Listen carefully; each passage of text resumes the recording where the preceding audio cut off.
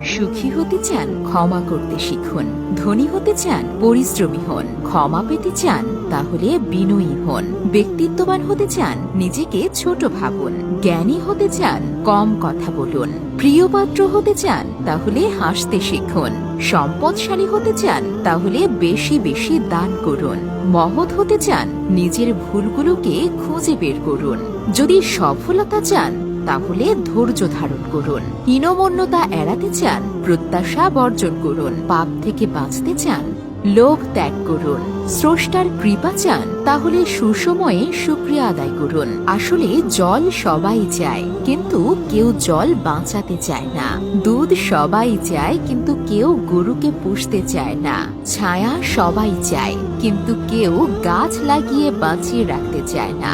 সবাই ঘরে বউ চায়, কিন্তু কন্যা সন্তান অনেকেই চায় না।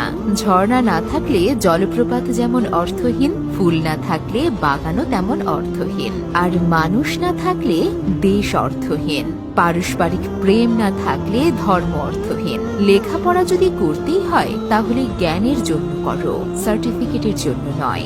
ভালো যদি বাসতেই হয়, তাহলে নিঃস্বার্থভাবে ভালোবাসো, স্বার্থ দিয়ে নয়। সম্মান যদি করতেই হয়, তাহলে গুণ দেখে করো, সম্পদ দেখে নয়।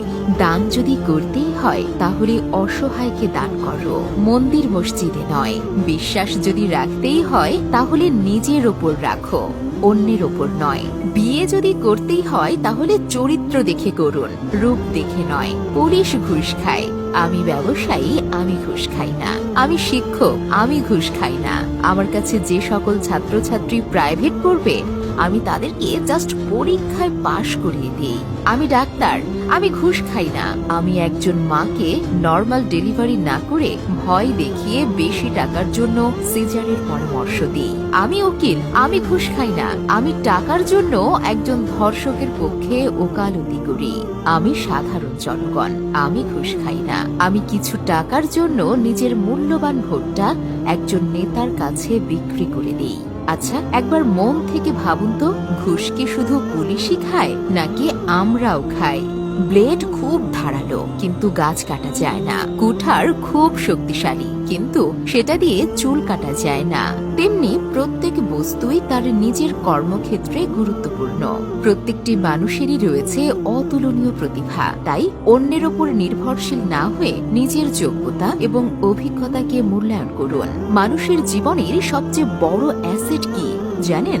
বিশ্বাস, যোগ্যতা। তাই কোটি টাকার বিনিময়েও ওটা বিক্রি করাটা বোকামি। কথাগুলো যদি মন ছুঁয়ে যায়, তাহলে অবশ্যই লাইক, কমেন্ট আর শেয়ার করতে একদম ভুলবেন না। আমাদের পেজের ভিডিওগুলো নিয়মিত পেতে পেজের ফলো বাটনটি ক্লিক করে রাখুন। কথা হবে আগামী ভিডিওতে।